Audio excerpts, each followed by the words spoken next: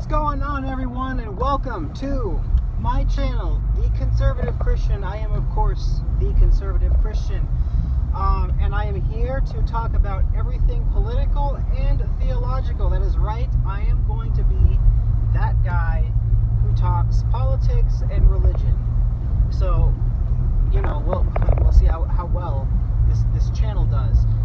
So this is my introductory video, and I think it's very fitting to what I hope the channel is going to be like, but maybe it'll get better, because generally right now, up until recently, I have been someone who likes to voice his thoughts out loud, preferably more so in front of a camera so that people can also listen and maybe throw in their feedback. I generally hit the record button when I'm on my way to work because I've got a pretty decent long drive to and from work every day, so I usually like to do something while I'm driving besides driving, because that's safe. So that is what I'm doing here. This is how most of my videos are probably going to be from the get-go, just because I'm pressed for time sometimes. I don't particularly have that much time to work on like editing videos and doing the jump cuts and all that pizzazz stuff that most people do. But like I said, again, we'll see how it goes. We'll see where it goes. I do kind of want to focus also more on music on the side, as that is my primary thing that I probably enjoy doing more than talking about politics and debating. I don't know. I feel like I have an equal love for both. So if you guys want to check out my music channel and see what I'm doing and what I've been up to, I will definitely post that in the description below for this video. Aside from that, let me just kind of jump into essentially what I'm going to be doing here. So, I guess what I should say, what my goal for this channel is. Now, I'm not someone who would per se call, here in America, I wouldn't necessarily say that this is a Christian nation, but at the same time, I would. But it's just the way that things play out and the way that things work differently or similarly to biblical concepts is uncanny, for starters. And while I don't believe that people who don't believe in God have to believe that God exists for these things to be true, is kind of the premise of my argument. I'm kind of inspired by Ben Shapiro to kind of start this video, because he takes a very non-religious approach to how he discusses things, and I think I've liked that. Even though I knew he was a Jew, I've always liked his method, the way he approaches that, because I understand. I consider myself to hopefully be more of a logical person. Maybe not. I don't know. But I have always liked the fact that Ben Shapiro himself made the argument that he doesn't cite to the Bible because that's an argument from authority. And as odd as that might sound to someone who claims to be a Christian, I want to make sure that I get that right first off the bat. I don't have a denomination. I don't consider myself to be part of any denomination. I'm a non-denominational Christian, and I know that in saying non-denominational Christian, that is a denomination. So piss. I don't know how that works, but just roll with it, man. Just go with it. Okay. So I don't particularly have a preference of one denomination over the other. I just kind of am a conservative Christian, literally, because I just take concepts that are in the Bible, and if there is a denomination out there that wants to challenge me on something that I might not believe 100%, then my goal is to find out what the truth is and where it lines up with what I believe. Because look, at the end of the day, sure, Christianity is or can be as subjective as an art form. Someone draws a painting or writes a song. You can ask every single what they got out of the song or the painting, and they'll each give you something different. Some of them might give a lot of similar things, some might even give the same things, but as a general rule, most people probably interpret things differently.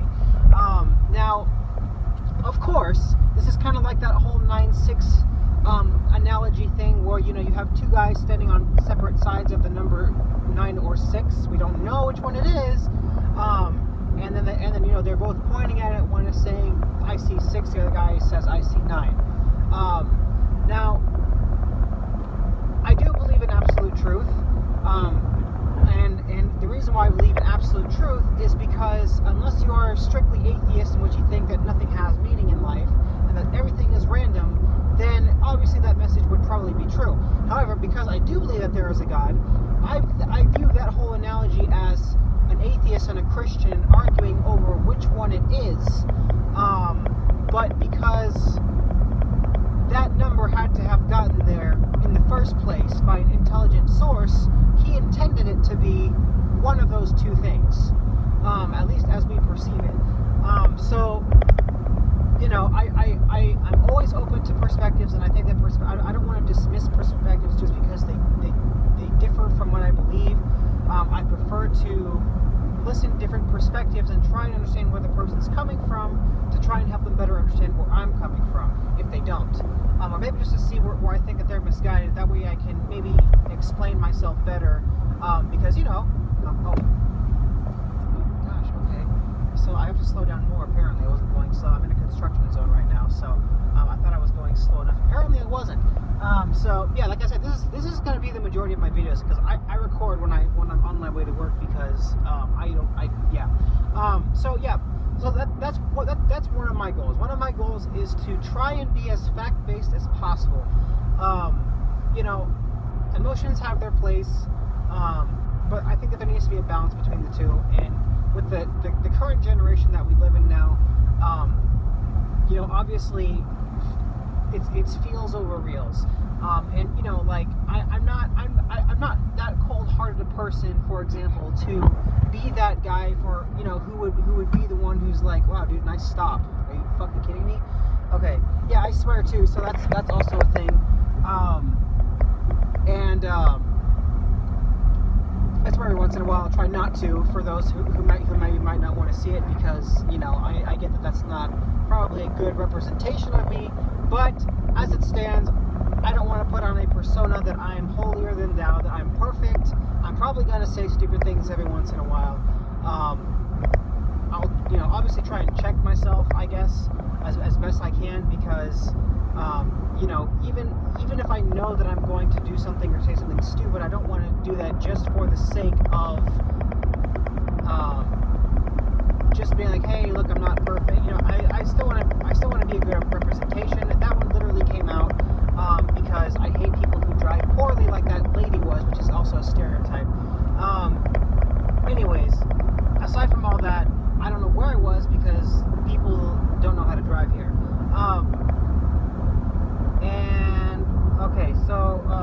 Basically, it's just so. That's where I was. Okay, so I was saying I don't want to be that cold-hearted person. Obviously, if there's a grieving mother whose son just died at the result of being the person of a mass shooter, because that's a common story nowadays, is mass shootings. I'm not gonna be that person who's who sees the mother crying and gets upset at the cops and is like, wow, you're so dumb, because obviously your son was wrong and he went on a murdering spree. How dare you be mad at the cops? That's a whole different realm right there. This mother isn't mad or upset because her son just did this, although she probably is too. She's probably even maybe internalizing where she went wrong as a mother, and she has all these emotions. And so there needs to be obviously a balance between feels and reals, and it really comes down to tact. Are you right in saying that to this mother, well, your son was a murderer, I don't understand that's just it. That you're right in saying that, but again, timing, tact, like I wouldn't say that that's good timing, and that's also the point. Like, I also want to try and make sure that I balance certain things. Like one thing, for example, that I've kind of been learning recently and that I've been exploring more is I've been trying to be more reasonable when it comes to the whole Black Lives Matter issue, because look, like, I'm not seeing it. Like, it probably has a lot more to do with my own perspective, with the way I was brought up, with the way I grew up. I mean, I've had black friends, and I know that's a very stereotypical argument to make, but I have had black friends, and I don't consider, I'm not one of those people who thinks that, like, they're inherently evil. I mean, I know there are people out there. But I'm also not seeing, even the friends that I've had, like, I'm not even seeing the culture that's also supposedly stereotypical to the black community as at large, which is the fact that, black people grow up generally in a single-parent family, and, statistics also show that kids who grow up in single-parent families are more likely to make bad decisions, more likely to end up in gangs, all that stuff. And so, like, I'm just speaking from a more facts-based position. Recently, I've been kind of trying to talk more. I've been trying to avoid the talking points as a whole when it comes to the black friends that I do have. And I've been trying to talk to them and be like, hey, what do you think about what's going on? And I'm just trying to get their perspective. I'm not trying to listen to react. I'm listening to respond. I'm trying to mostly just listen to listen. Just to try and make sure that I'm getting the full side of the story when it comes to them. Like, for example, if this epidemic, if systemic racism is out there as largely as it is, although I don't personally believe that it's as big as everyone makes it out to be, I'm trying to treat it more like a court of law, more like rape. Like, if someone says that they were raped, I think that they should be believed in the sense that they should be taken seriously in regards to their claim. I'm not saying that they should just be believing that the person in question should be immediately condemned, because obviously, there are cases out there where people have, been falsely accused. I'm just saying that, people deserve to have a trial, and they should be at least heard first, because then that's where the facts will come in. That's when, if this person, for some bizarre reason, just thinks that she was a victim of a rape, even though all the evidence says that, she was doing things to guys who were sleeping or unconscious, then that's when we have to be like, okay, look, like, you're wrong. But here's why. And so I've been trying to take that approach more when it comes to this topic of systemic oppression and all that stuff. But so far, I'm not seeing the evidence. So far, it seems like people just want to be victims of their own making, so to speak. And I would go a little bit farther and just say that I think that we just honestly live more in a culture where people just want to be heard. Like, this whole identity politics thing didn't really start coming up until semi-recently, and I want to say it was around the times with millennials and all that stuff. And look, the problem with millennials nowadays is that I don't particularly think that they're just being entitled just for the sake of being entitled, that they're just being victims, or they're victimizing themselves just for the sake of being a victim, although there is a living to be made out of being a victim, and I do believe that those people still are out there, and they do exist. But I think that the problem as a whole, we got the mass shootings, we got depression at an all-time high, all these identity politics groups. I think the core is that people just want to be heard.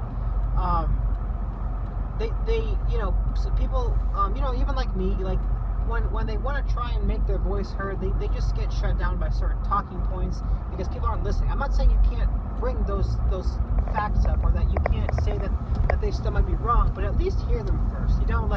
Don't just shut them down because you're already assuming that because they're a part of an identity politics group that they're going to say things that you are anticipating that they're going to say. Let them talk, ask questions, let them at least feel that they are being heard and that you are actually conversing with them as a person and not just as another part of a hive mind group. I think that's wrong. I wouldn't want to be represented that way. And so, yeah. So I don't really know where I was going with that, but let's just keep going because it's crap. So yeah, where are we at so far? So goals are to stick with facts, but not to rule out feelings. That's one of my goals in this channel. Another one of my goals is to also just kind of talk about like history, talk about how, like I said, that was I think I went on a tangent there. That happens a lot, so I'm gonna try and fix that because that's a problem that I have when it comes to making videos. I just want to talk about everything all at once and I have a hard time focusing on one thing at a time, which is stupid because reasons. But yeah, I also want to try and tie. I was tying into how you can still believe in something that someone who believes in a religion might believe in, and those things might line up. My goal is to also in this, kind of like I said, talk about the Constitution, talk about the laws that we have. Even if you don't believe in God, like those beliefs, those rules, those regulations do have a basis on modern day Christianity. And even some of them have basis in Old Testament Christianity. The Old Testament when there were a bunch of laws that were out there that were established, which they still apply to some degree, but just to kind of show exactly how closely it really does parallel these concepts that were established in the Judeo-Christian society that we still use today, which is very, very interesting. And then of course I might take some certain things, or certain times where I hit the record button and I might mix two things at once, or I might just slow it to theology or slow it to politics. I'll give you guys the disclaimer, obviously in the description or the title. That way, those who maybe care more about either the religion portion or the politics portion, you guys aren't interested in hearing both of them together, you guys can still be included in those, and I'll be sure to put that in the disclaimer. That way you guys know it's like, oh, well, let's see what he's posting on this time. Oh, it's more theological based. He's going to be talking about theology today. I don't really care so much what he has to say about the theological side of his arguments as much as I do the religious. So I think that's mostly it. I don't really have I don't know. I don't really have a lot of goals as far as I know. I mean, aside from those two. I mean, stick with facts, with feelings in mind, and mostly just compare and contrast how America is the way it is today because of the Judeo-Christian belief systems that we've had incorporated in the past. And this is something that I was also saying. Like, obviously, like all of our founding fathers weren't necessarily Christian, which is fine. I mean, obviously, I don't care, but I just did find it odd and coincidental at the same time that people with vastly different beliefs, they could all come to an agreement on the Constitution and the laws that we have. And this is going to be kind of one of my overall, if you guys are familiar with this guy, I'm not trying to go all Frank Turek on you. I do like some of his talking points, but it really comes down to, like, even atheists have to agree that the things that in which Christianity believes in, you believe that that's true. And I believe that that's true. The only difference between the two of us is that I can justify it and you can't. If you're someone who really thinks you can't justify it, I encourage you to do so. So far, I mean, the best thing that I've really heard when it comes to that whole argument is just that, if our world is really the result of some catastrophic random chance, then everything that comes from it must therefore also be a series of more random chances, because it doesn't make sense for people to say that there should be order in a chaotic world. It doesn't even make sense that we should have a desire to live. I mean, if you look at people who are what we would call depressed, the reason why some of these people don't want to live, or that they want to kill themselves, is because their will to live, their realization, their thought process, and how they just think that they just would be better off dead because they have no purpose in life. That should be the continuum. That should be the way that our brains ultimately function as a whole. The fact that we're born into this world, that we come into this world as a result of chance, essentially that we have no meaning. Now, I understand, well, you put meaning into your life, but even then, that argument still kind of falls apart, because people who are depressed trying to find meaning with their lives every single day, but they still want to kill themselves. They still want to die. Like it's not really that logical an argument to say that you can find meaning. Therefore, when you find meaning, you now have a will to live, because parallel. We should all live in a constant state of depression if that is the case. We should all constantly be in a state of depression. We should all want to die. It's not until we can find something that makes us want to live that we then at least have somewhat of a balance between the desire to live and the desire to die. I don't know. That's just kind of my whole take on that. But yeah, but it's just ultimately the fact that there were all these men who came together with different beliefs, different backgrounds, and they were all able to come to a place where, this is the bias in me speaking, that they were all able essentially to come together and create this document that is the most secular, contemporary, Christian piece of writing that you could ever make. It is essentially based on the Bible when it comes to laws and when it comes to behaviors that the Bible does describe and talk about. It does describe that there should be punishments for people who break these laws. Some other religions have things like that, but they're not. They're manifested differently. And if anything, I'm just saying that our society today is based on the Judaic. Like, I'm not talking about structure in general when it comes to just laws in general, because obviously, Islam has their own forms of laws, but you can't really say that their forms of laws are parallel to that of what we have now, or that it would even be better or the same if we were to incorporate those sets of laws. Like how women are treated as property, how you can throw gays off of rooftops, how if you don't believe in God here on earth that you deserve to die. Those things don't exist here in the States. And the structure that we do have here in the United States is the direct result of the Judeo-Christian background, the laws that were established back thousands of years ago, whether or not it's real. And so, whether you believe in God or not is real, and it is speaking from an atheist standpoint, that is, regardless of whether God exists or not, those rules are things to which the majority of humanity can come to agreement on, that these kinds of certain things are bad and some of these other certain things are good and should be enforced.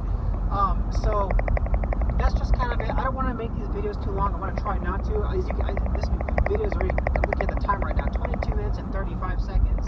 I'm just now pulling up. I work. I don't know. Actually, I don't even know if I want to tell people where I work.